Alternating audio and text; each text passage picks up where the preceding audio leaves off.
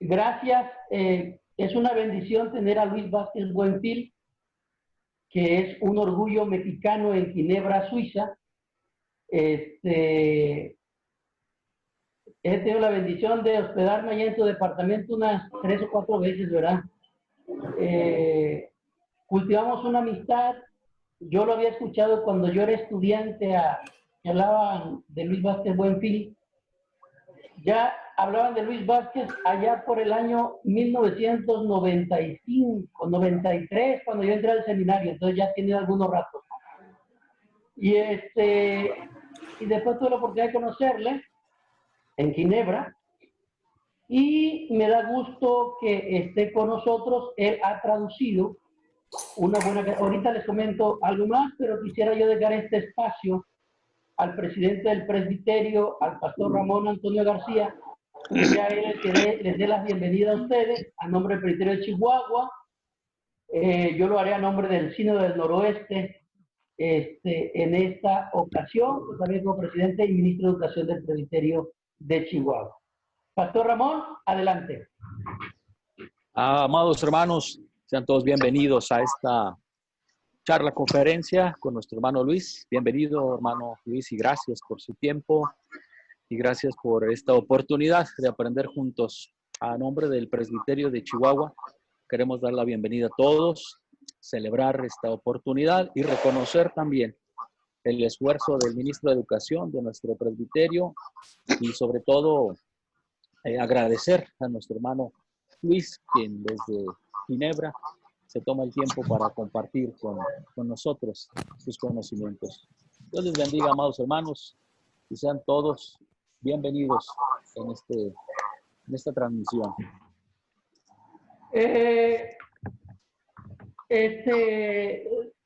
Les quiero comentar que Luis Vázquez Buenfil, pues no aparece como, él no le gusta decir que es doctor, pero damos gracias a Dios por tu vida, Luis. Y quiero comentarles también que él ha traducido una buena cantidad de libros. Voy a pedir a Jocabet que silencie los micrófonos, para que no se nos esté diciendo el sonido. Él ha traducido varios libros, uno de Lutero, otro de Calvino, y creo que este es el último, me parece, el de Calvino, profeta de la era industrial, ¿verdad? Él lo tradujo del francés al español. Entonces, es este mismo que yo tengo acá. Ha traducido otros libros y llevaba, no sé cómo va el proyecto, si ya concluyó el librito de André Bieler también, que se publicó originalmente en francés. Se llama El pensamiento económico y social de Calvino, que lo está traduciendo al español. Libro excelente, ya está, así se llama. Ese es el nombre en francés y lleva avanzado una buena cantidad. No sé cómo va, pero ya nos platicaré al respecto. Y pues sin más preámbulos, nuestro Luis Vázquez, bienvenido. Te reiteramos nuevamente que seas bienvenido en esta ocasión. Voy a invitar nuevamente al pastor Oliverio, secretario del presbiterio de Chihuahua, que nos lleve a Dios en oración para empezar con esta charla, porque los ingleses dicen que el tiempo es oro. Entonces, y para los japoneses el tiempo es producción. Así que vamos a empezar a producir. Pastor Oliverio, por favor, llévenos a Dios en una oración, que sea de esas oraciones que levanten el espíritu, pero que no enfríen el desayuno. Gracias, pastor. Oremos. Padre, en el nombre de Jesús, en este momento nos presentamos delante de ti para honrarte, para levantar tu nombre en alto, porque eres el único Dios verdadero en quien todos nosotros, los que hemos creído y seguimos, Señor, en este mundo, luchando en esta trayectoria, hoy nos podemos reunir por estos medios o por este medio, agradecido por tu Espíritu Santo, que es la guía, que es la fortaleza y que sobre todo, que es la que bendice nuestra vida para fortalecerla en todo momento. Con gratitud, iniciamos este momento con la intervención de nuestro amado hermano, doctor, pastor Luis. Gracias por su tiempo que permites, que hoy será, no cabe duda, de mucha bendición para cada vida, para cada hermano, para cada pastor, para cada líder. Pedimos a lo largo de nuestro país y aún de otros, si alguien está aquí fuera del país, Señor, agradecemos porque tu Espíritu Santo nos insta, nos invita a estar unidos. La palabra nos enseña que donde están dos o tres, pero aquí estamos con el cuerpo de Cristo, reunidos por esta transmisión. Oramos en el nombre de Jesús, que tu Espíritu Santo guíe, fortalezca la salud, la vida y sobre todo guiándonos a la verdad en tu palabra preciosa. Con gratitud lo hacemos, bendice a cada pastor y a su congregación e iglesia que está pastoreando y también al expositor. En el nombre precioso de Jesús, nuestro precioso Salvador. Amén. Amén. Adelante, Luis. Puedes activar tu micrófono. Él está en Ginebra, la bendición de estos medios, ¿verdad? Entonces, ahí después todavía no se activa tu micrófono. No sé si Joca lo puede activar desde acá. No, lo tiene que activar él, ¿verdad? Joca nos puede silenciar, pero no nos puede activar la voz.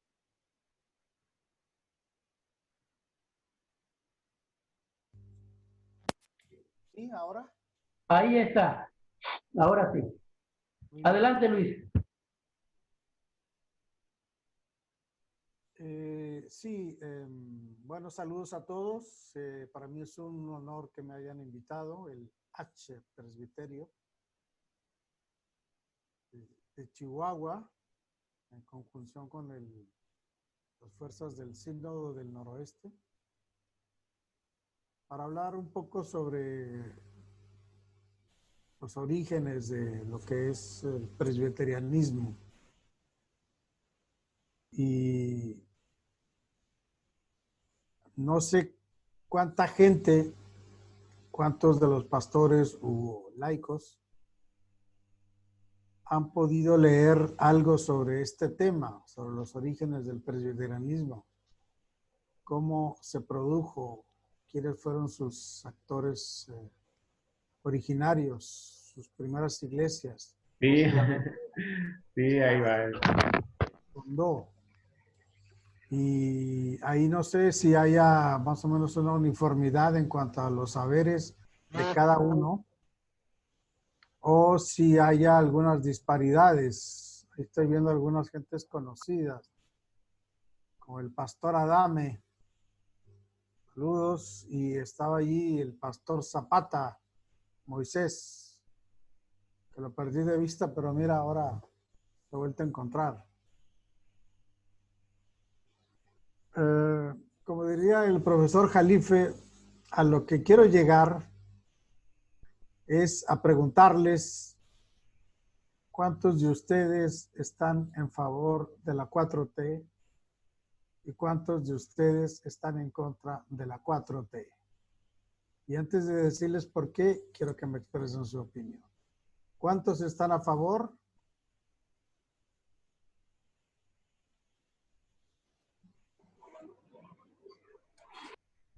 ¿Mayoría? ¿Cuántos están en contra? ¿Mayoría? No sé, no se manifiestan. No tengan miedo, no tengan miedo. ¿Por qué viene la pregunta? Porque la 4T se declara antiliberal, antineoliberal. Y los calvinistas son considerados capitalistas. Son considerados liberales, por decirlo en el vocabulario del siglo XIX. Los procapitalistas impulsaron un sistema de producción para masificar los productos, por decirlo en pocas palabras, a través de la industrialización, capitalismo industrial. Y se dice que el calvinismo es el padre del capitalismo. Por eso yo les pregunto, ¿qué onda con la 4T? ¿Qué tipo de calvinistas son? Y ahí podemos comenzar el debate. Esta idea, creo que se fue mi imagen, porque no veo. ¿Hay algo ahí? Ya. Tengo una visita aquí, no invitada. Este libro lo conocen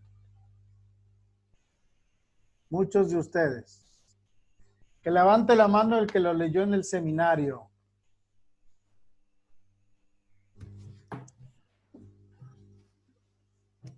Uno. ¿Quién más? Dos.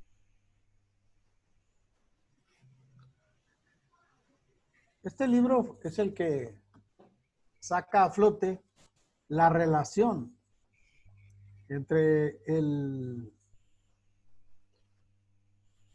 espíritu capitalista y la teología protestante, la ética protestante. ¿Por qué uno embona con el otro? Porque el protestantismo, según dice este libro, creó una serie de habitudes, de buenas costumbres entre la gente. Por ejemplo, levantarse temprano en la mañana. Por ejemplo, cuidar su trabajo. Por ejemplo, ser limpios. Por ejemplo, llegar a tiempo a sus citas, como hoy. Somos buenos calvinistas porque comenzamos a tiempo a la hora. A las 7, a las 12, hora de México. Y este tipo de actitudes era lo que necesitaba el nuevo sistema económico del siglo XIX. Gente que llegara temprano a las fábricas, que llegara con una disposición a echarle ganas,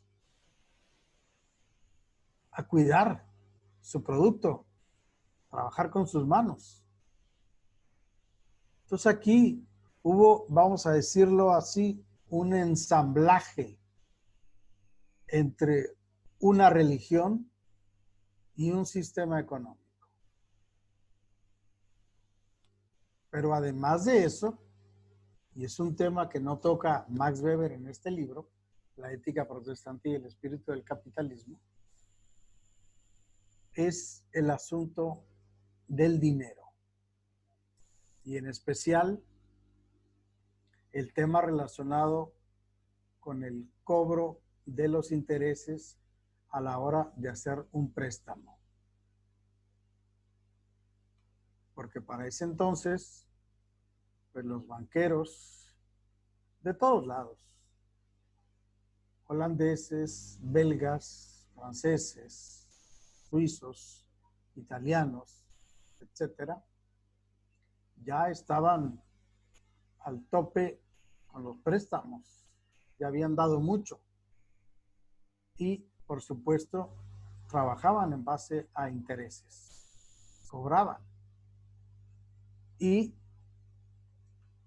muchos banqueros se habían adherido al calvinismo y al presbiterianismo porque precisamente era la religión que más les iba con su nueva manera de ganarse la vida.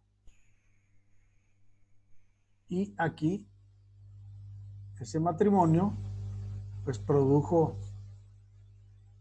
ese ímpetu para instaurar y expandir el sistema capitalista, que ahora en México la 4T lo está parando.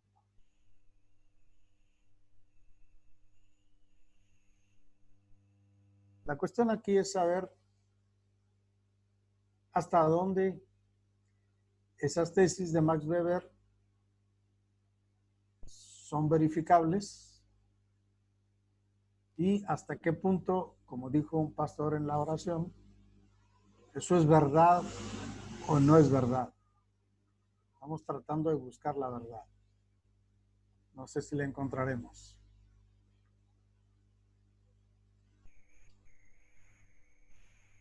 Cuando uno está en México, cuando uno vive en México, es muy común encontrar estatuas de nuestros héroes, de los héroes que nos dieron patria.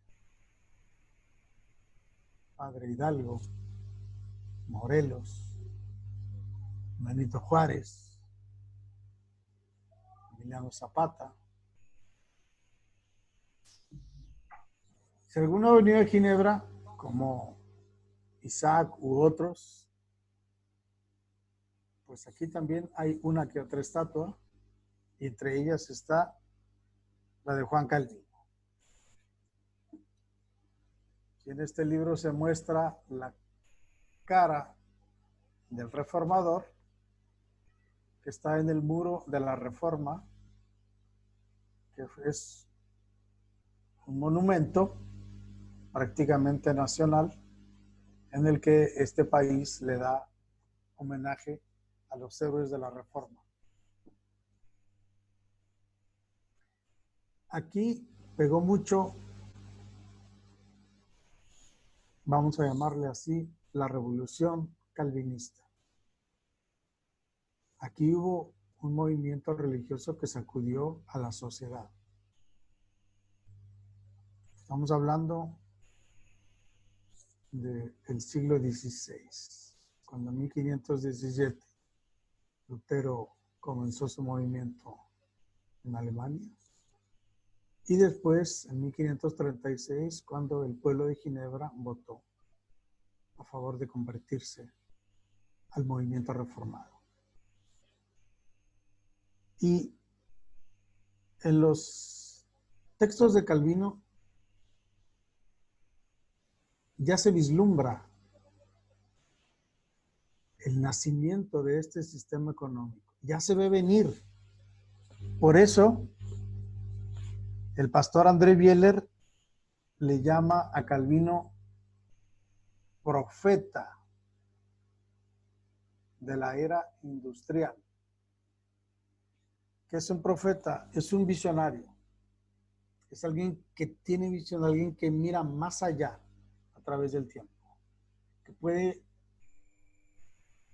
predecir, vamos a decir, que puede, pues, calcular el futuro, prever. Y que también hay falsos profetas, por supuesto. Y en esa experiencia de Calvino en Ginebra, el reformador que nosotros tenemos allí en nuestras iglesias, puso una serie de criterios para no excederse. Él ya veía venir la ambición, la desmedida, el egoísmo, la avaricia. Y en ese libro que yo les pregunté si lo habían leído o no, las instituciones, hay elementos que no dejan lugar a dudas sobre la naturaleza de este sistema religioso, que después se volvió político y que tuvo poder en Ginebra en ese periodo. Es decir, los préstamos los autoriza el reformador, los autorizó la Iglesia de Ginebra, y eran de dos tipos. Un préstamo con intereses, sí señor, con intereses, para toda aquella persona que iba a hacer un negocio con ese dinero que le iban a prestar. Ok, ¿vas a hacer dinero? Pues me regresas una parte. Es legítimo, moralmente. Y el segundo tipo de préstamo era el préstamo de socorro, el que pedían los pobres y que siguen pidiendo los pobres, para comer, no para ganar dinero, no para hacerse más ricos. Un préstamo para el día a día. Y ese préstamo, Calvino estipuló que fuera con 0% de intereses.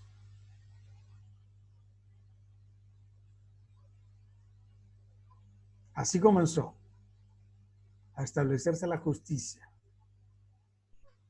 una nueva moral social en el siglo XVI, en esa república. Y después ustedes saben que hubo problemas, hubo la reacción católica fuerte, hubo la reacción política, llegó a ser militar. Hubo muchas cosas que no vamos a comentar aquí porque sería muy largo. Más tarde, en 1640, en otro país, el Reino Unido, se levantaron otros calvinistas para tomar el poder y para ayudar a ese sistema capitalista que estaba prácticamente comenzando a salir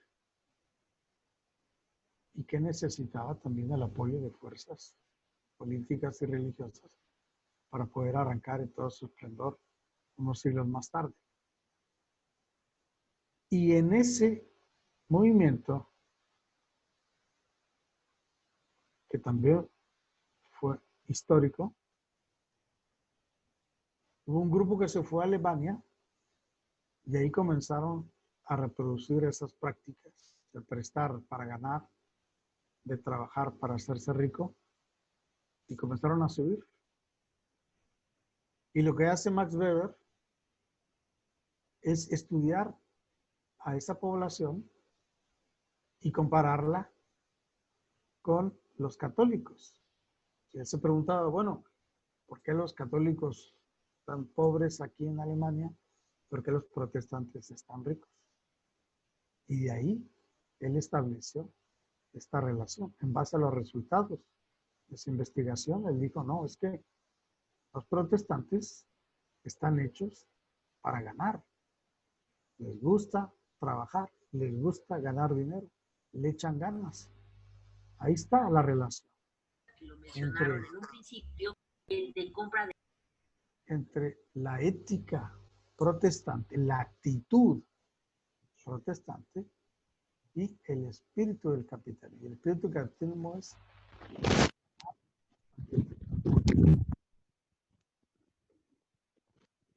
el libro y se suele. Todavía se estudia en colegios, universidades, y todavía tiene que decir, si se compara esas tesis con el que publicó Calvino, con lo que hizo aquí en Ginebra, que hay dos tipos.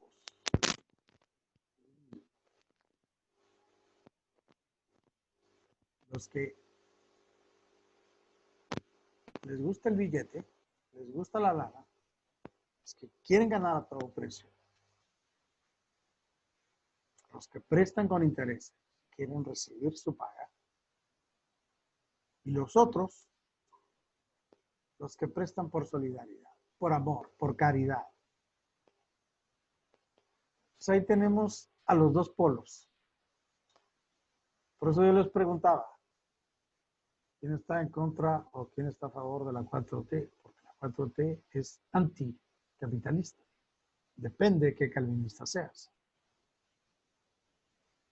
¿Estás a favor de los pobres? Vamos a decir que sí. Si estás a favor de los ricos, vas a decir que no. Pero ese no es el asunto.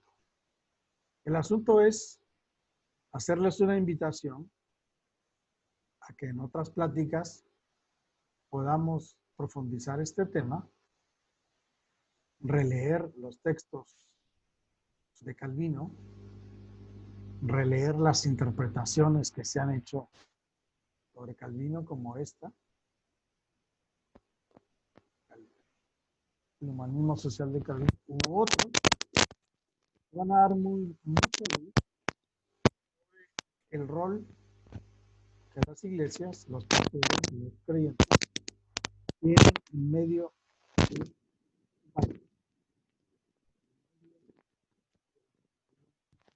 A ver, permítenos, Luis, creo que tienes por ahí algo, está haciendo falso contacto, tal vez sean tus audífonos. Dejamos de escuchar. Sí, ¿ya se restableció? Ahí sí. Muy bien, me disculpo.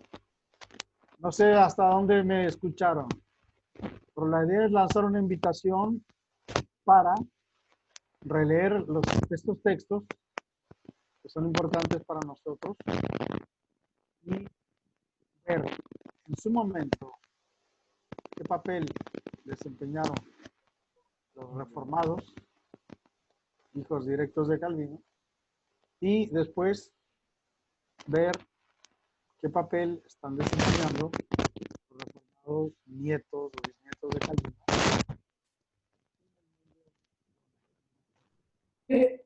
Luis, si lo intentas... Disculpe, hermano, sigue con el ruido. Interfiere mucho el ruido y no se oye claro. Me lo voy a quitar, perdón. A ver si intenta, ándale con el... Ahí se oye mejor, así se oye mejor. Mucho mejor. Muy bien. Ahí, mucho mejor. Mil disculpas. Más que nada, esto es una invitación para que, si quieren, se hagan otras sesiones en donde ustedes puedan trabajar esos textos, leerlos y discutirlos. No sé si tengan alguna opinión, alguna reacción, alguna idea. Adelante.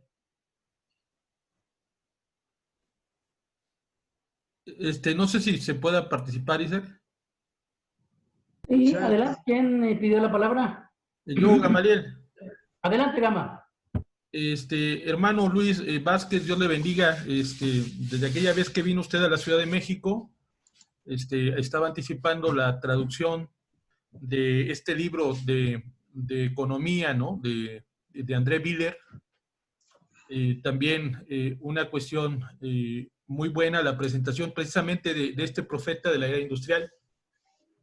A mí me da mucho la atención que la visión de esa ciudad de Ginebra del siglo XVI a veces queda como un mito en las interpretaciones, digamos, de los cursos de pensamiento reformado, pensamiento calviniano, ¿no? Y de alguna forma, pues, muchos pues se casan con la idea de Max Weber al hablar de ese famoso ascetismo terreno digamos, en la mentalidad de los protestantes, que son ambiciosos, que se lanzan al desarrollo en las condiciones, digamos, de la industria, y no así los católicos, pues, ¿no? Que son más reservados, que lo único que aspiran es a ser maestros de su oficio, y se acabó, tienen una visión un poco más reducta, ¿no? Ciertamente tiene que ver con ese enlace, ¿no? Más humano que tiene la religiosidad protestante, ¿no? El trabajo como un don, como una virtud de Dios, ¿no? De tal manera que el protestante no va a ser una persona que tenga excesos, ¿no? Va a vivir en la frugalidad, en la condición de agradar a Dios en la vida, de glorificar a Dios en la vida, y no le interesa el exceso. La condición del consumo desmedido, pues no es para la visión reformada, digamos, si se pudiera decir auténtica. Una condición de una ciudad ginebrina solidaria al desarrollo del marginado, del perseguido, religiosamente hablando, ¿no? En otras entidades, y encuentra en Ginebra pues un espacio para su desarrollo, Y por supuesto la banca va a ser fundamental para poder apoyarle en ese desarrollo y en ese bien instalarse, ¿no?, en la ejecución de la sociedad de la época. Yo creo que pueden ser esos los polos que nos permitan diferenciar entre la óptica de esa colonia de puritanos instalados en Alemania que observa Maximilian William Weber, ¿no?, a la condición, en este caso, de ese movimiento calviniano que está influyendo en una banca artesanal para que tenga un impulso humanitario y social, solidario, ¿no? En ese enclave podemos ver, pues, los tonos de diferencia que son vitales. Por eso es que la 4T, pues, la tenemos que ubicar en una tensión, primero por la prioridad solidaria. Y lo segundo, tal vez el reproche a la 4T es la visión de una laicitud también promovida por el espíritu calviniano de la separación iglesia y Estado. Y acá pues es una laicitud radicalizada que ve a lo religioso como un problema para cambios fundamentales dentro de la sociedad que puedan liberar algunos elementos y promover, por ejemplo, la ideología de género, la condición de grupos proabortistas, y que de alguna manera, pues, para lo religioso va a ser una problemática total, ¿no?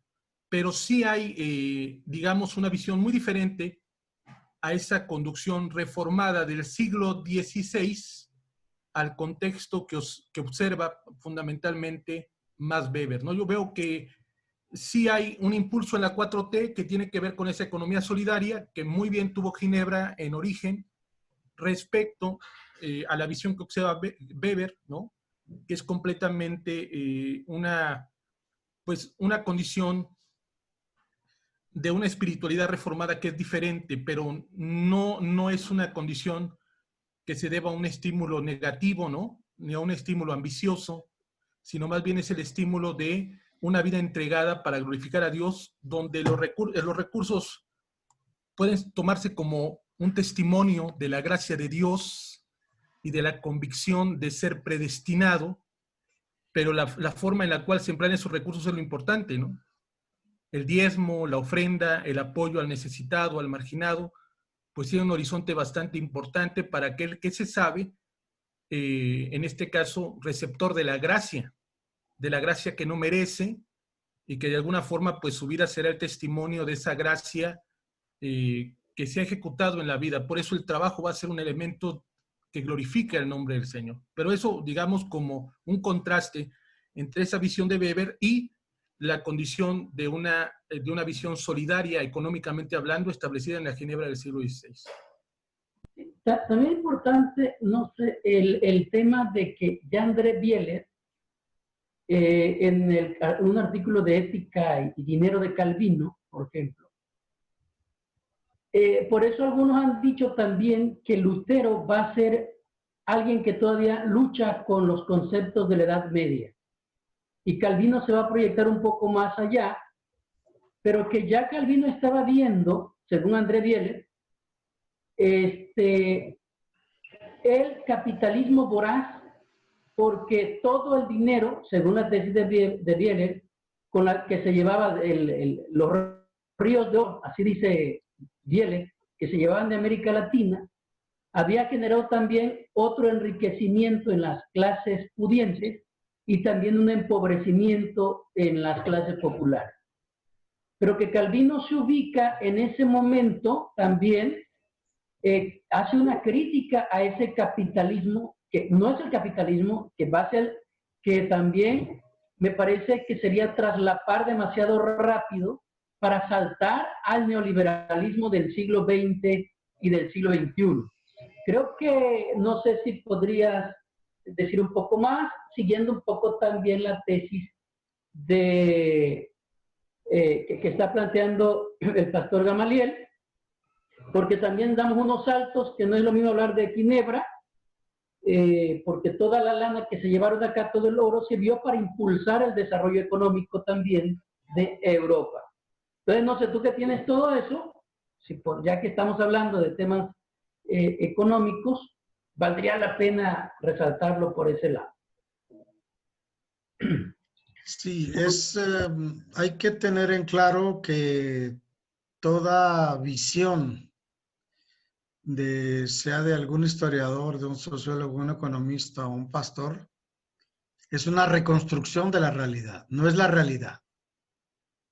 El hecho de que Weber se ocupe de un segmento de la población alemana donde unos son protestantes y otros son católicos, y de él deduzca de allí que hay una relación, causa-efecto entre protestantismo y capitalismo, no significa que todos los protestantismos eran iguales. A lo que quiero llegar, como dice el profesor Jalife, es a que en la realidad hay una combinación de seres, de existencias, de acciones, y no siempre los discursos dan cuenta correctamente de esa dinámica. Entonces, Bieder tiene una opinión que quizá no compartan otros que pudieran ser anticalvino, contrariamente opuesta. Incluso actualmente hay bandos teológicos que son probielerianos, por decir así, y hay bandos teológicos que son antibieleranos, que dicen, no, Calvino no hizo nada aquí por Ginebra. Y Bieler dice todo lo contrario.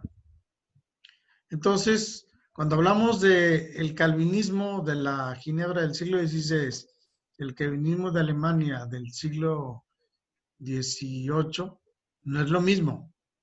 Pero hay algunos elementos que pueden tener un denominador común, como es eso que mencionó Gamaliel, que es el sentimiento de ser llamado por Dios, el descubrimiento de la vocación, el trabajo, etcétera. Pero a la hora de aplicarlo a la sociedad, pues algunos sí le metieron la caridad como mediación principal y hay otros que metieron los intereses como mediación personal, como una manera más de transformar a la sociedad, pero ganando dinero sin importar si había un beneficio para los de abajo o no. Entonces, en todo momento hubo esta tensión social entre los de arriba y los de abajo que se sigue reproduciendo hasta el día de hoy y que existe y que debemos estar atentos a registrarla nosotros mismos para que cuando intentemos dar cuenta de lo que pasó o de lo que está pasando, podamos incluir las diferentes interpretaciones que se dan sobre un hecho determinado. Dicho esto, efectivamente, los dineros y los oros y la plata y todo que se llevaron de América fue un elemento que vino a enriquecer y a traer progreso a los países europeos. El dinero finalmente no se quedó en España ni en Portugal, sino que se trasladó a otros imperios como los alemanes, como los ingleses, y el sistema económico que se comenzó a conformar, pues por un lado derribó al feudalismo y a todas las visiones que iban con él, incluyendo la de Lutero, efectivamente, que se considera como un hombre más bien de la Edad Media, y ahora está rescatando a esas mentalidades que vieron el origen del capitalismo desde una época que pudiéramos llamarla un proto-capitalista. No había el capitalismo tal como lo conocimos en el siglo XIX con la industria y la producción en masa. Había una manera artesanal de fabricar las cosas. Y eso después se fue desarrollando, se introdujo las innovaciones científicas, las innovaciones técnicas, y después hubo más dinero para esto y entonces ya se armó lo que ya sabemos. Se dio nacimiento al capitalismo industrial y ahora lo que se conoce como neoliberalismo, pues es un capitalismo financierista, especulador, que busca ganar por ganar, que no le importa nada, no hay moral, y que pues está llevando al mundo a un callejón sin salida en donde las grandes minorías son las hiperopulentas y las grandes mayorías son las que están al borde de la muerte por hambre. Y este fenómeno de la pandemia, pues quitó ese esa cobertura, esa cortina de humo, y ahora se ven más claramente las diferencias entre unos y otros. Y lo que se puede más o menos vislumbrar de aquí a unos años, pues muy difícil llama al optimismo. Entonces, lo que sería útil en estos momentos para los presbiterianos, los calvinistas, los reformados, es regresar a los orígenes y ver qué papel desempeñaron ellos en su momento y de qué manera nosotros podemos también aplicar algo que consideremos útiles y que vaya en el mismo sentido de la palabra ética, que es hacer el bien. ¿Cómo encontrar soluciones para hacer el bien allí donde estamos? Eso es lo que se trata. Entonces, cada quien encontrará las fórmulas que le convengan, cada iglesia, cada pastor, cada congregación, cada persona como familia o como empresa podrá vislumbrar las diferentes aplicaciones que esta manera de pensar, que esta manera de creer puede permitir para hacer el bien común, construir el bien común.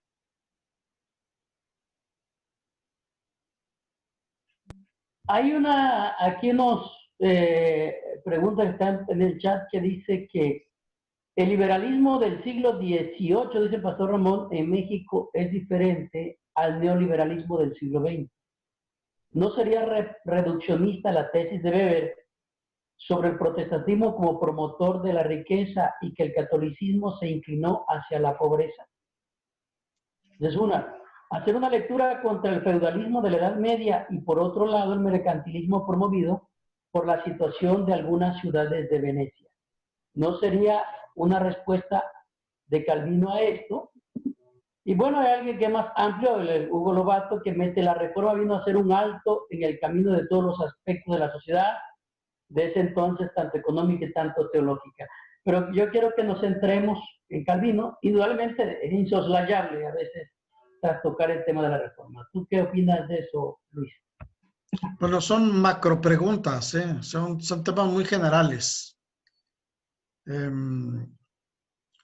No se puede dar recetas así como hacen algunas iglesias que abren el texto y te dicen, mira, aquí dice, hagamos esto. No, hay que reflexionar, hay que mediar. Y si la tesis de Weber fue reduccionista, sí, si quieres desde un cierto sentido, sí puedes calificarla de reduccionista, pero a condición de entenderla en primer lugar. Primero entender de qué va esa tesis, en qué se basó, en qué se investigó, cuál es su fundamento, y después ya decir, bueno, aporta cosas, y tú puedes criticar diciendo, pero es reduccionista, o es limitada, o no toma en cuenta los aspectos materiales suficientemente, etcétera. Pero antes de rechazarla o de tildarla de reduccionista, habría que recordar qué fue lo que él quiso hacer y preguntarse por qué hasta estos momentos, más de 10 años después de haberse publicado ese libro, todavía sigue vigente. Ahora, con respecto a la lucha entre feudalismo y capitalismo, pues era un fenómeno que iba a darse tarde o temprano por el mismo desarrollo de la humanidad y de la inteligencia del hombre y por la manera obtusa en que las instituciones, tanto políticas como las monarquías, o las religiosas como el catolicismo con el papado, habían concentrado el poder. Llega un momento en que eso se vuelve totalitario y además los mecanismos de control no funcionan, se van perdiendo. Y quiérase o no, como dice Calvino, Dios dotó a todos los hombres de una inteligencia natural. Y lo retoma Calvar después, la teología natural. El hombre desde que nace es inteligente. Entonces, a partir de esto, de esta lectura, puede ver que el hombre fue inteligente desde el primer momento y por supuesto ya 1500 años después de la venida de Cristo, con las culturas, no solamente artísticas, sino culturas matemáticas, culturas físicas que estaban descubriendo, el descubrimiento de los planetas, etc.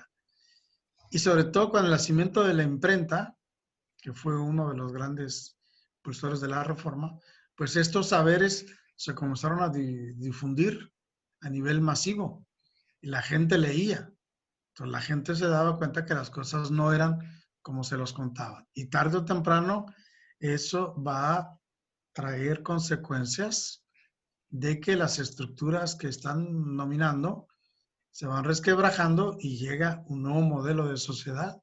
Y con él viene un nuevo modelo de hacer las cosas a nivel de la reproducción de la vida, de la reproducción material. Los productos, la comercialización, construir casas ya no son las mismas, viajar ya no es lo mismo, el mundo ya no es el mismo. Entonces, todo se cayó una cosmovisión en el feudalismo y como fue un proceso largo, pues poco a poco el feudalismo se fue cayendo. En esa medida, el capitalismo fue embonándose, fue creándose y desarrollándose hasta que se dio todo ese proceso histórico que conocemos. Ahora bien, con respecto al liberalismo del siglo XVIII y el de ahora, evidentemente no, porque el liberalismo del siglo XVIII era el del XIX, perdón, era político más bien.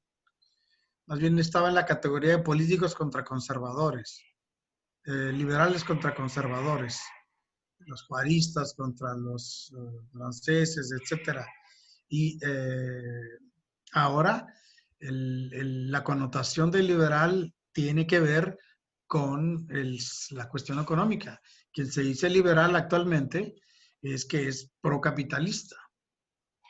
Entonces, como se escucha muy feo la palabra capitalismo a nivel mundial, por todo lo que ha causado, no solamente de daño al planeta, sino de daño a la humanidad, la gente no lo dice, entonces dicen liberal. Somos democracias liberales. Entonces ahí buscan un poco atenuar el efecto, pero las realidades están allí.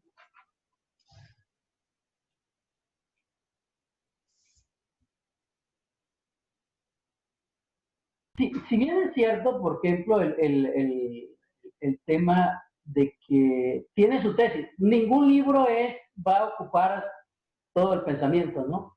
Es decir, todo va a tener, siempre habrán tareas pendientes, habrán cosas y cada quien es hijo de su tiempo, ¿no? Y de sus circunstancias que le toca vivir. Como muy bien también dice Bieler, tanto los más conservadores como los más radicales, todos apelan a Calvino, ¿no? Y cada quien agarra lo que cree que le sirve. Otros han dicho que siguiendo la tesis también que alguna vez lo plantea Carlos Barth, de que no es calvinista el que repite frases de Calvino, sino el que puede generar un pensamiento también un poco, aunque sea diferente de Calvino, pero que al mismo tiempo algunos, que no es malo conocer nuestra historia, nuestras confesiones, pero que hasta dónde solamente repetir lo que dice la confesión nos lleva a ser meramente confesionales y hasta dónde no encarnar lo que era la idea de Calvino en cada persona nos llevaría a ser confesantes. ¿Tú qué dices ahí en ese sentido? Yo creo que una relectura de los textos de Calvino y se puede hacer un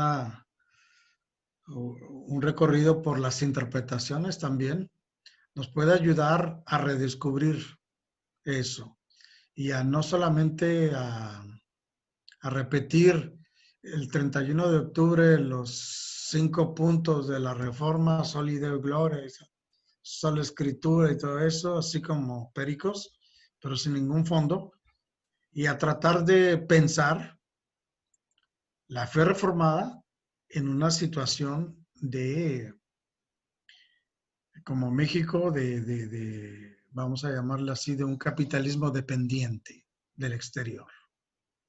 Un regreso a esos textos nos puede dar luz, tanto a nivel de ideas como a nivel metodológico, para ver cómo ellos se enfrentaron a su realidad. ¿Qué es lo que hicieron? ¿Por qué crearon esta estructura eclesiástica con una fuerte idea de republicanizar, si se me permite la palabra, el poder de la iglesia y dárselo a los laicos? ¿Por qué? ¿Con qué objetivo? Eso deberían de leerlo algunos personajes de nuestra histórica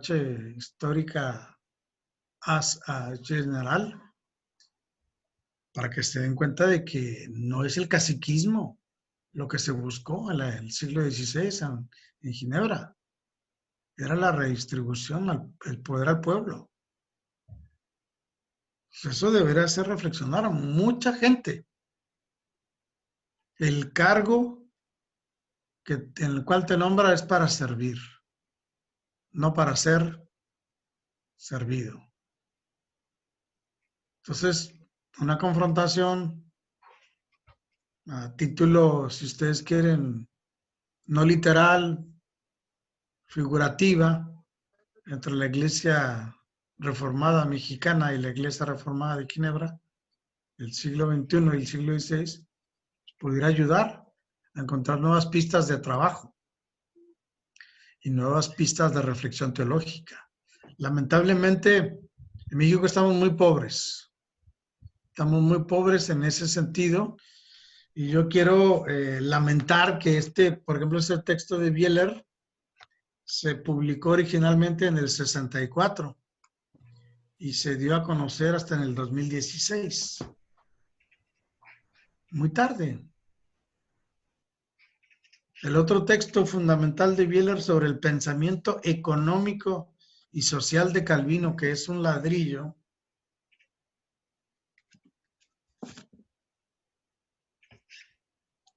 este texto ya está en inglés, hace unos 10 años, ya está en portugués con los brasileros, pero en México no ha llegado. Y ahí tenemos muchos huecos. Entonces, yo creo que habría que revisar muchas cosas y redescubrir nuevas tareas que la Iglesia Reformada, rica en su herencia histórica, puede todavía hacer en favor del bien común. Es correcto. Creo que nosotros estamos acostumbrados, como con la mentalidad de los Estados Unidos, todos estamos formados a que nos gustan las conclusiones, ¿no? Entonces, en América Latina eso nos pasa. Ustedes ven la estructura que trae ahorita Luis Vázquez, es otra estructura de pensamiento, que es diferente, ustedes la perciben. Por otro lado, dice aquí, dice Gamaliel, ¿será que la tensión angustiosa de saberse predestinado se lleva a tal modo que los bienes son la dinámica más marcada en la existencia para denotar que se es predestinado de acuerdo a Weber como abono o atrevimiento interpretativo?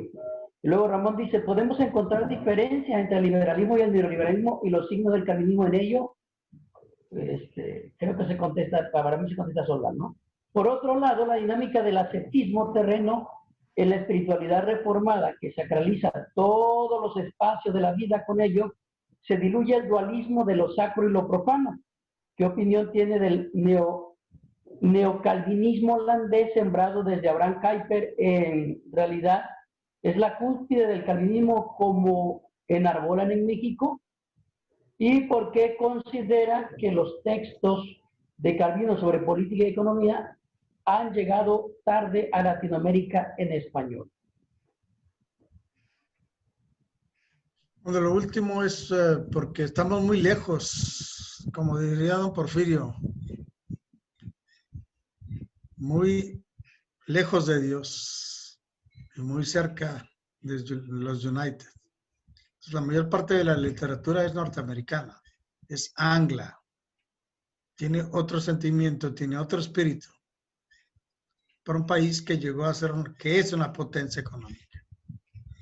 México le han impedido desarrollar sus potencialidades económicas, es otra realidad. Necesitamos otras visiones sobre el mismo tema. Lamentablemente, estamos lejos de los países o de las iglesias que pudieran ayudarnos. Entonces, les corresponde a los pastores mexicanos y a los teólogos mexicanos poner manos a la obra, ponerse a pensar, ponerse a publicar, a debatir, a discutir ideas, a poner en cuestión los mitos. Si Weber es un mito, porque lo consideramos que no corresponde a la realidad, hay que desmitologizarlo. Si Calvino, mismo Calvino, que Santurrón, lo hemos hecho un mito. Bueno, hizo cosas inaceptables, como perseguir a sus enemigos. No quiero ir más lejos, como diría un youtuber mexicano, no me hagas decir más cosas. Habría que revisar todo esto. Uno de los lemas que a mí me gusta es la iglesia reformada, siempre reformándose. Es en el sentido literal, pero en el sentido figurado. ¿Quién es la iglesia? Son los miembros. No es la institución. Entonces, si por ahí se dijo la iglesia reformada siempre reformándose, podemos parafrasear diciendo los feligreses reformados, los reformados, tienen que estar siempre reformándose en todos los sentidos, mentalmente, teológicamente y a nivel práctico también. No se pueden seguir utilizando los mismos métodos que hace 50 o 100 años. Hace poco di una plática a una iglesia del norte, no digo la ciudad para que no haya problemas, y yo pregunté qué era el canon bíblico, cómo se formó el canon. Y el pastor de la iglesia dijo, eso es la regla que fija lo que es verdadero y lo que es falso. Era lo que le decía a mi papá. Y él estudió de 1958 a 1962 en el Seminario Presbiteriano en México. Y lo repitió un pastor en el 2020. La misma enseñanza. Quiere decir, no hay evolución en la formación, no hay evolución en los conceptos, en las ideas. Por supuesto, no va a haber evolución en las acciones. Podrán ser la iglesia mayoritaria, la iglesia la más fuerte de las 3 iglesias o 4, no sé cuántas iglesias históricas haya. Pero, ¿qué fuerza tiene para transformar la sociedad? ¿Qué están haciendo? ¿O qué estamos haciendo? Ahí es donde las nuevas interpretaciones sobre Calvino se están enfocando.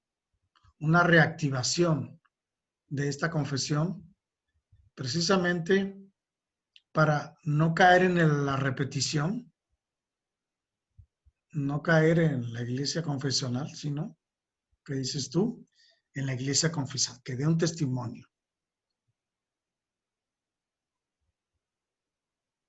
Por supuesto, yo no sé cuánto, así a grosso modo, cuántos han leído completa la institución de la religión cristiana de Juan Calvino. Porque es obligado echarle una lectura, leer de pasta a pasta, somos calvinistas, por lo menos a la institución de la religión cristiana de Juan Calvino.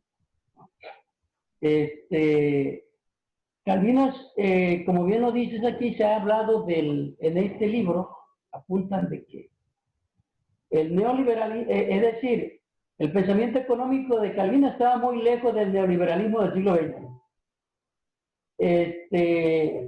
Y se aborda Calvino porque es el único que, es decir, es el único que habla más del sistema económico que otros.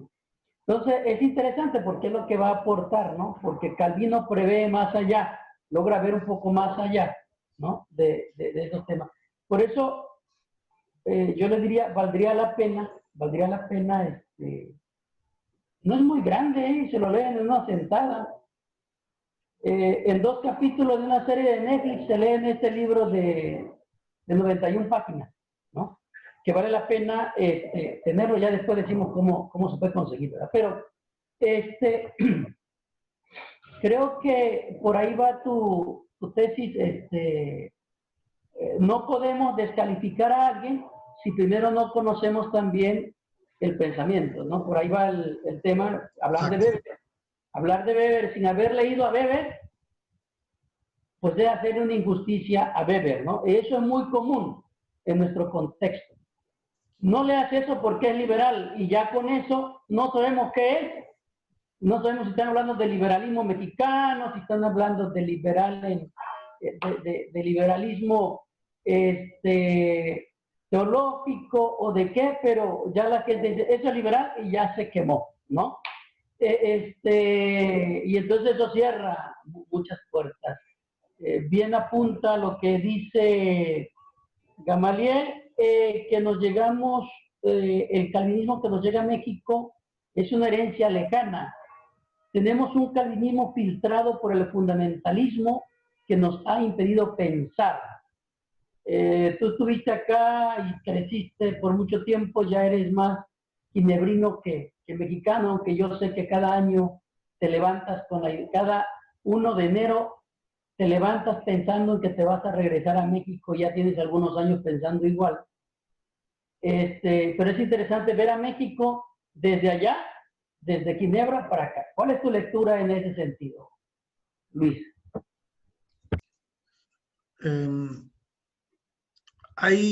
Es un país que está viviendo a pasos agigantados, que está zigzagueando de un lado a otro en poco tiempo.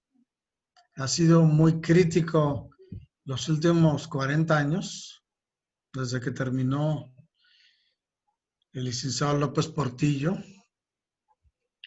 y ahora con el presidente López Obrador. Y ha ido de la seca a la meca. Sin embargo, es un país que está tratando de desarrollarse, salir adelante, y que todas las corrientes políticas, a excepción de la que está ahorita, han tenido su momento para gobernar y para impulsar su visión del desarrollo. Y ahora pues les toca a estos, bueno, dejemos, tienen su derecho, unas elecciones, vamos a dejar y juzguemos cuando la obra esté terminada. Ahorita no vamos ni a la tercera parte, me parece. Entonces, todavía es muy temprano para emitir un juicio. Pero, digamos, repitiendo, los últimos 40 años han sido muy angustiantes. ¿Cuántas crisis económicas no hemos tenido? ¿Cuántas devaluaciones? ¿Cuántas pérdidas de empleo? Y al mismo tiempo el país pues ha encontrado siempre una salida avante. Entonces, retomando una frase del licenciado López Portillo, yo diría, México no se ha acabado ni se acabará. Y no es política.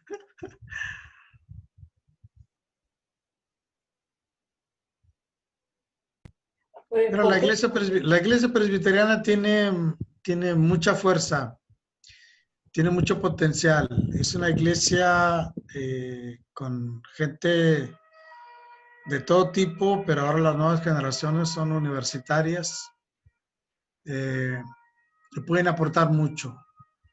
Si la iglesia ahorita tiene, no sé cuántos miembros tendrá, 200,000, habían dicho, ¿no? ¿Cuántos tiene a nivel nacional? Bueno. Tengo que la directiva un tiempo que manejaba que 3 millones de presbiterianos del país, luego bajaron a 2 millones. Según el censo del INEGI, no llegábamos ni a 600,000. No sé ahorita, ¿no? Que se actualice el INEGI, que ya se podía poner presbiteriano, porque parece que había habido, metieron mano negra. Yo estaría pensando que a lo mejor llegamos al millón según el INEGI, según la directiva de la Asamblea, que lo he escuchado algunas veces de voz de algunos de los directivos en algún momento. Primero se habla de 3 millones de presbiterianos en el país. En un país de más de 100 millones es interesante. Es una minoría. Bueno, esos 3 millones pudieran ser 6 fácilmente. O si tuviéramos 2, pudiera ser 4. La iglesia presbiteriana tiene recursos, tiene instituciones, tiene gente. ¿Qué ha pasado? La iglesia presbiteriana puede desarrollar un sistema de publicaciones teológicas. La iglesia presbiteriana puede lanzar campañas de alfabetización teológica de sus gentes, etcétera. La iglesia presbiteriana tiene mucho. No sé qué ha pasado. Pues está a la mitad. Entonces, habría que ver qué se puede hacer para que esto se reactive y sean más ofensivos, no tan pasivos. En materia no solamente de desarrollo eclesiástico, sino de su impacto dentro de la comunidad, de la nación mexicana. Todavía hay tierras donde no hay obra presbiteriana. Habría que preguntarse, ¿por qué no? No es monopolio de los otros. También puede ir, es un país libre, donde hay libertad de creencias.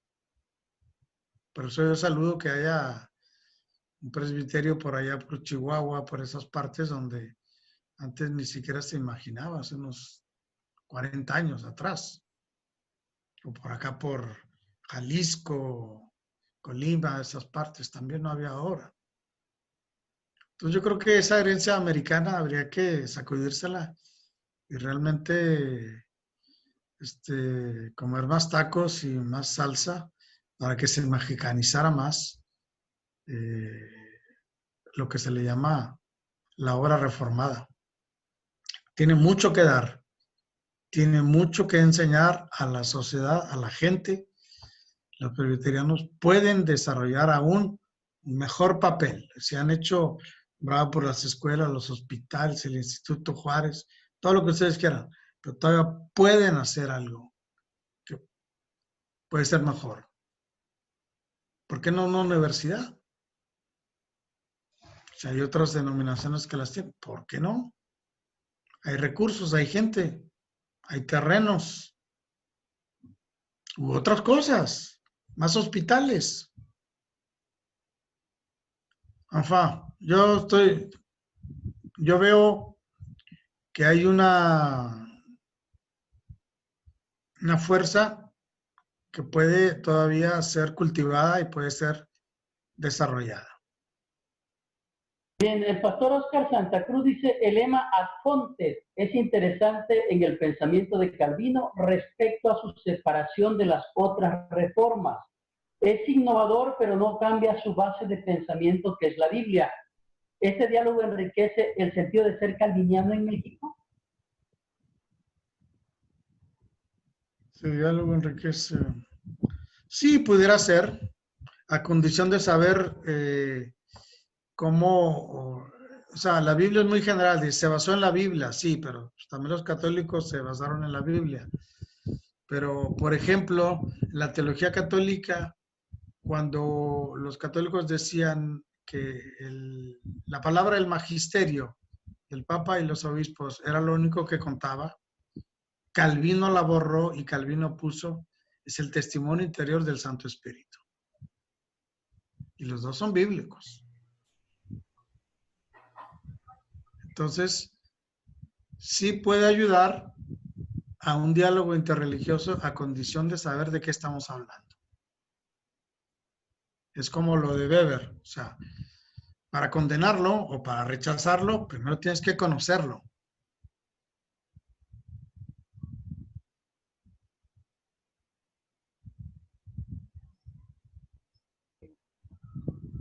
Quizá, dice Sergio, no hemos conformado en consumir lo que se hace en otros lugares, sobre todo desde el punto de vista más conservador, creyendo que cuidar la tradición es la forma de ser presbiteriano. Y si hay un modelo. Si te quieres confesar aquí, que confiesen tus pecados aquí entre puros hermanos, de cómo ves a la iglesia presbiteriana, a la Iglesia Nacional Presbiteriana desde Ginebra. Bueno,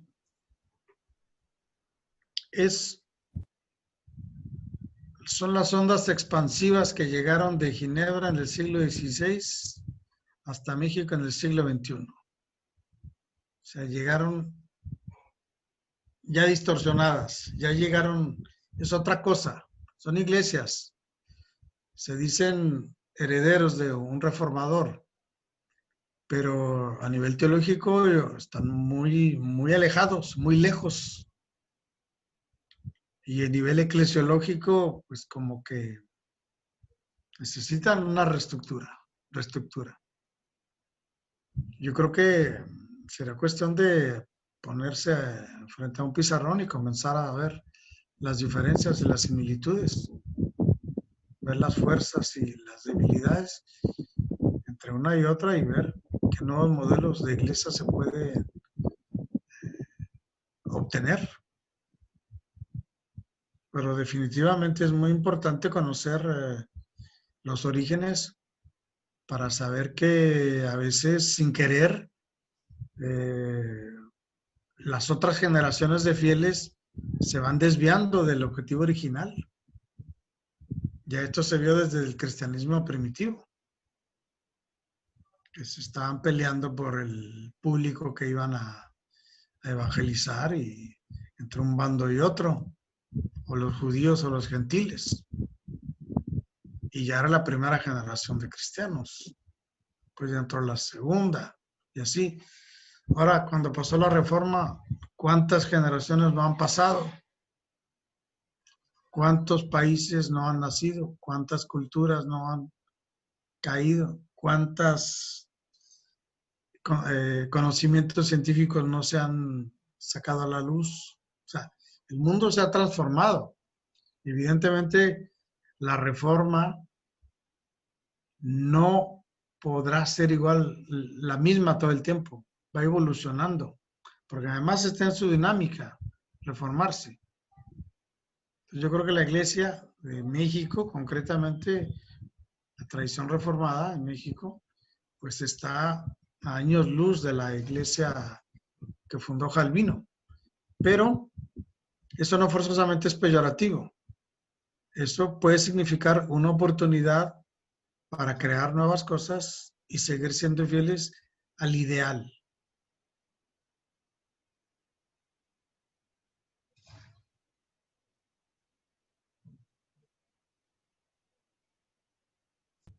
Dice el pastor Ramón acá, que si consideras que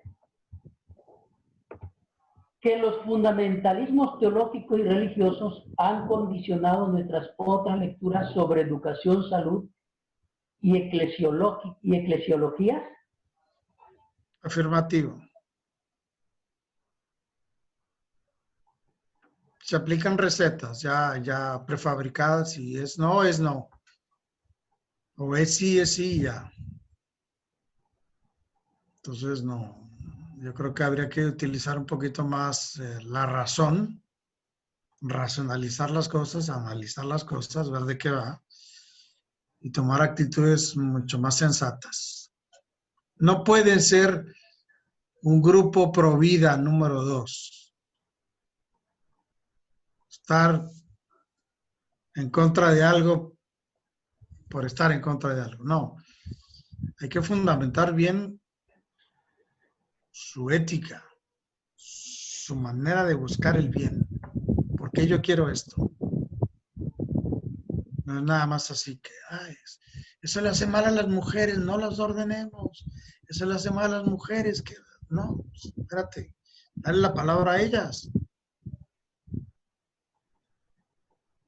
Por ejemplo, es un tema candente y que va a estallar.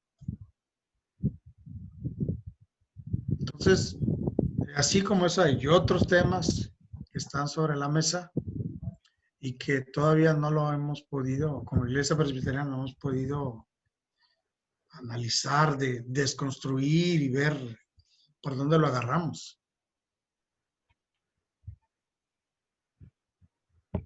Yo creo que dice aquí, aún causa impacto el pensamiento de Calvino en Ginebra. Y Pues vengan, que vengan a hacer un viaje, hagan un viaje y vean cómo están las cosas. Calvino prohibió la mendicidad porque no era digno. Calvino les dio una institución para socorrer a los pobres. Hasta la fecha, la mendicidad está prohibida por esa razón. Tú no tienes por qué pedir una limosna afuera de un supermercado, en la calle, porque el Estado social va a venir a tu socorro. En la República y en el ideal calvinista, eso está bien integrado y eso se hace. Ahora que hubo la pandemia y que salieron a la luz todos los trabajadores sin papeles o ilegales o indocumentados que no iban a trabajar y que no tenían para comer y que una organización comenzó a darles ahí unas migajas. Pues esa organización llegó a la policía y le dijo, señor, usted no tiene derecho a hacer esto. Esto lo tiene que hacer el Estado. Y hubo un gran debate y los poderes públicos tomaron el asunto en mano y dieron dinero y se organizó una distribución de alimentos para toda la gente que antes mendigaba. Entonces, para responder a la pregunta, sí, todavía existe esa influencia. Es como decíamos que es como si dijéramos, por ejemplo, que si ya no hay restos de juarismo en México. Sí, todavía hay algunos. Algunos restos del padre Hidalgo. Sí, hay algo queda. Pero también hay restos de Maximiliano en las mentes de algunas gentes. O sea, no se puede borrar así. Hay reductos. Pero en general, la organización social está influida por esa revolución religiosa que fue el calvinismo. Fue muy importante.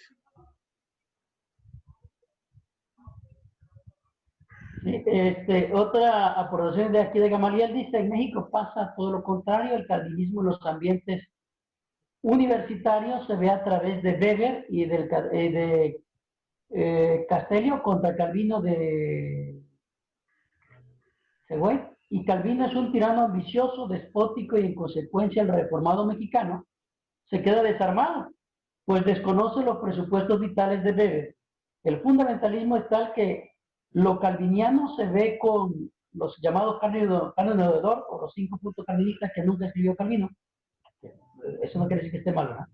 Y Westminster, en el modelo de la teología reformacional se habla de la formación integral y promueve la construcción de universidades, pero con tintes fundamentalistas. Por otro lado, colocan el presupuesto de que calvinismo es conservador y no empata con la 4T.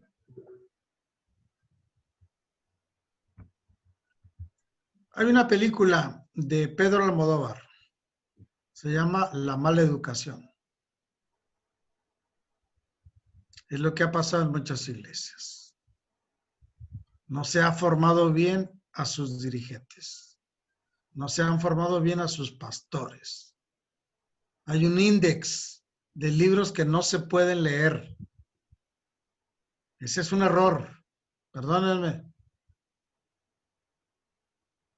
Tienes que leer a tu contrario. Pero además, lo peor es que a los textos fundamentales tampoco se les lee.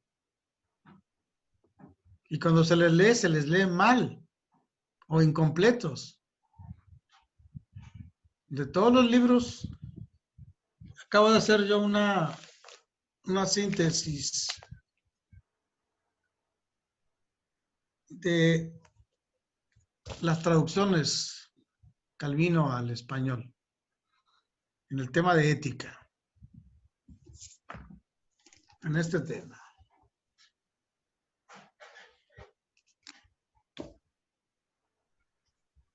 No hay ninguna de ellas que haga un recorrido completo de la institución de la religión cristiana.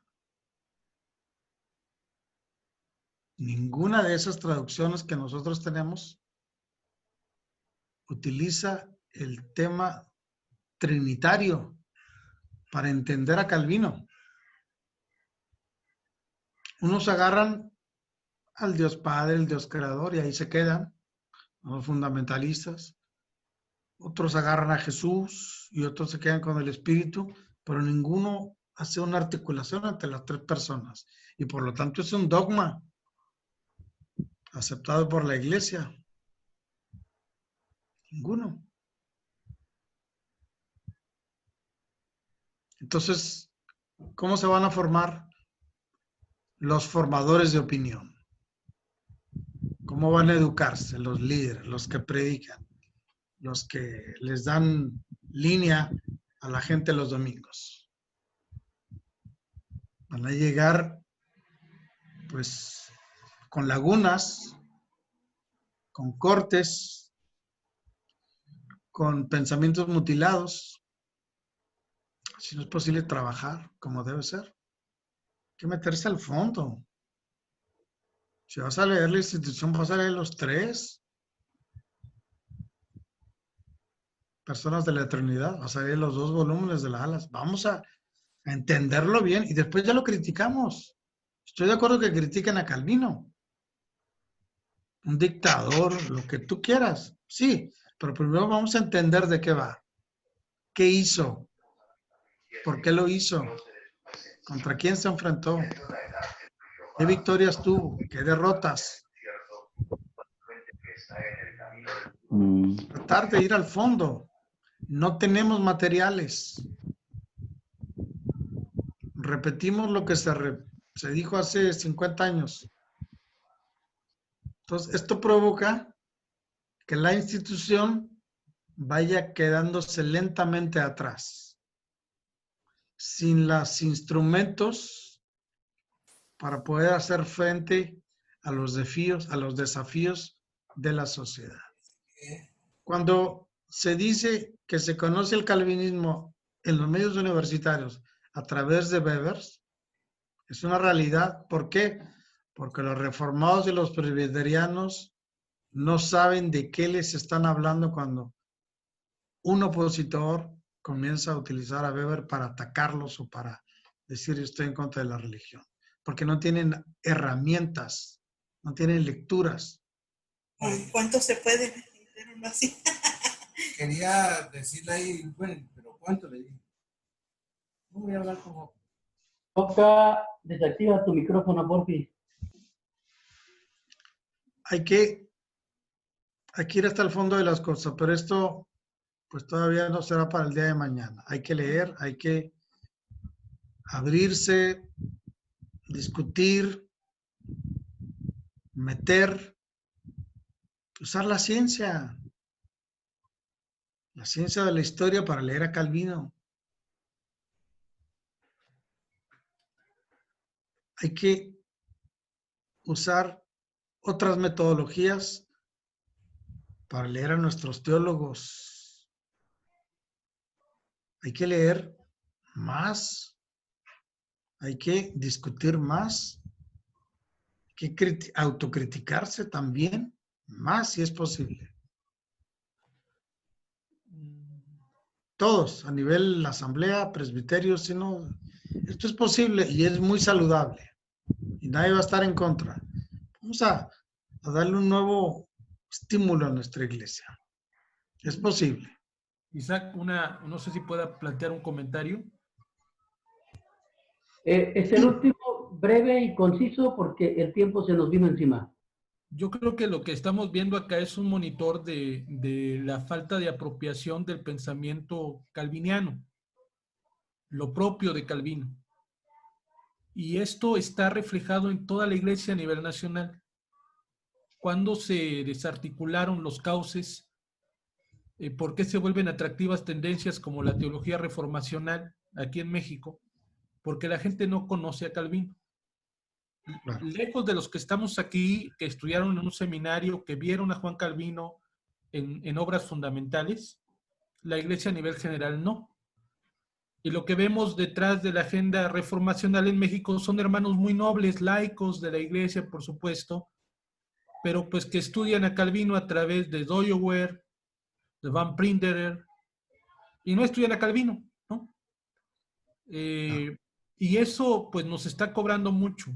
Básicamente ese es el tenor de mi comentario, porque Chiapas, Guerrero, muchos lugares están invadidos, imbuidos de teólogos de ese corte, que más que teólogos son filósofos y que están con un tinte fundamentalista terrible.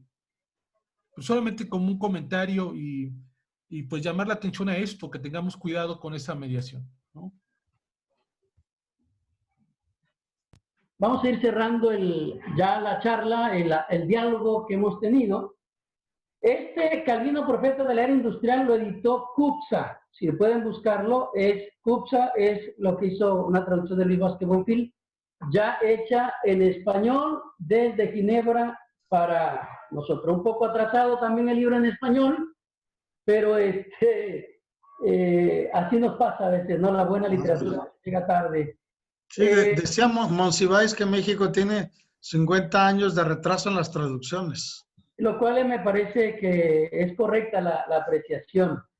También tradujo de Tours, ¿verdad? El de Juan Calvino, el reformador de Ginebra, pero es desde la iglesia valdense, ¿no? El autor, que vale la pena tenerlo, y ya es una lectura desde Europa, desde Italia, que vale la pena tenerlo. Lo editó CLIE, así que pueden encontrarlo en alguna librería por ahí. CLIE editó este libro, vale la pena tenerlo. Esa es una biografía.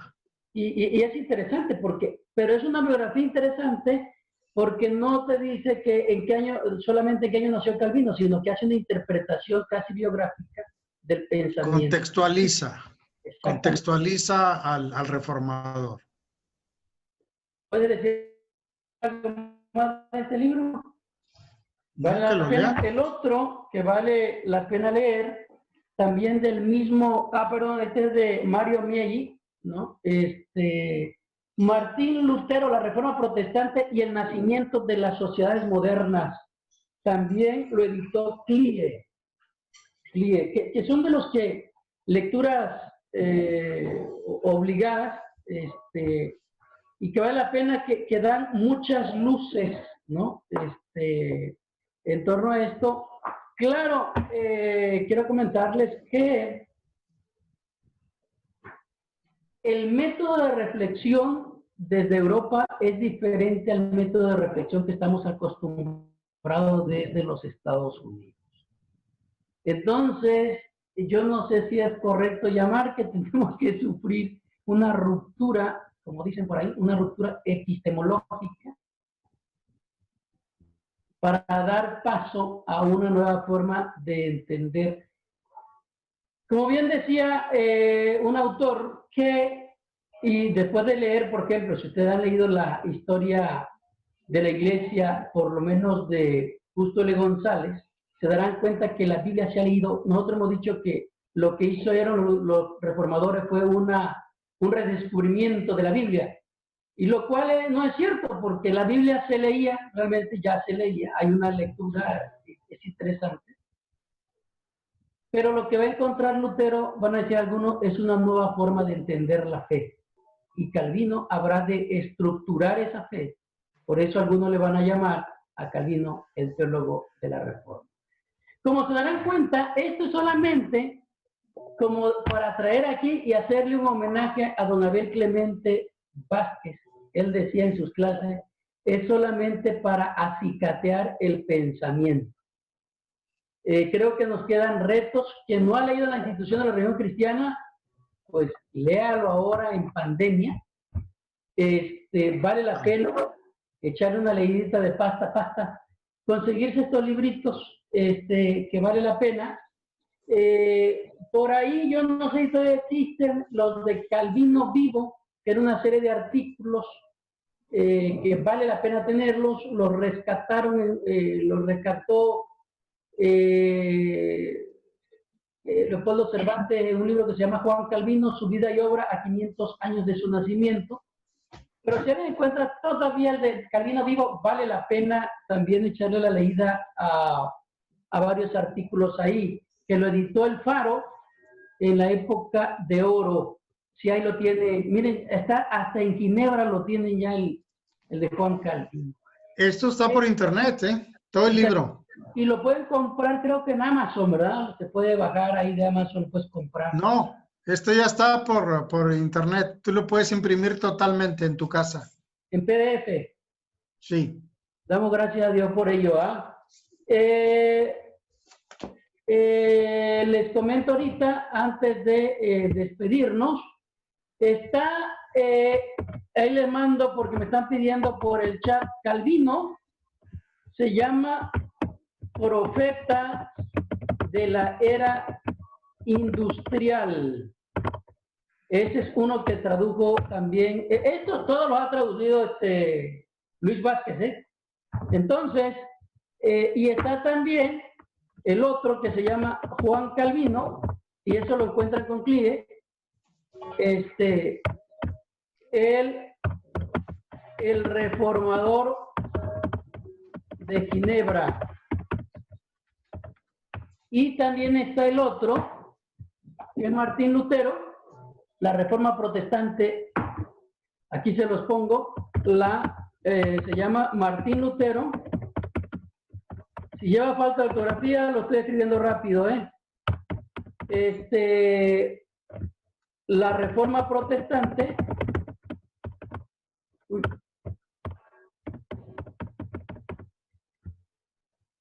Y el nacimiento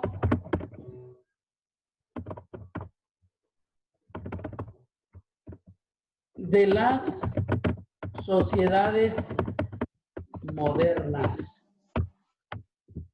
Lo que yo he visto es que sí, yo sé que algunos pastores pues están como yo, ¿no? Que a veces compro un libro o como, pero porque los salarios acá son bastante bajos y la mayoría de los pastores, pero yo digo que vayamos haciendo nuestro ahorrito. Yo para mis libros llevo una alcancía donde cada vez que me cae una de 10 pesos me pongo contento por doctorlo a echarlo ahí. Ya de ahí junto para comprar mis libritos a veces. Entonces, vale la pena tener estos...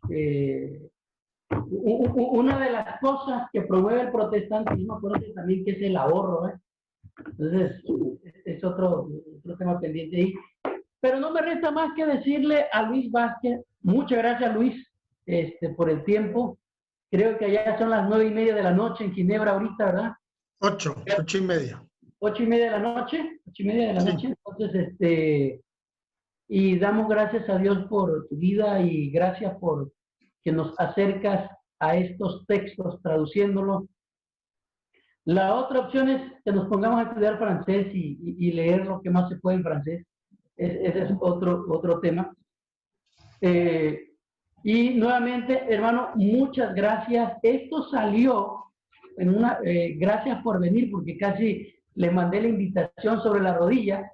Esto salió apenas el viernes, platiqué con Luis Vázquez Buenfil y le dije a la directiva que si me daba, a la directiva del presbiterio, si me daba permiso, y lo hicimos y fue rápido, pero gracias por conectarse, gracias a Dios por esta plataforma que nos acerca unos a otros.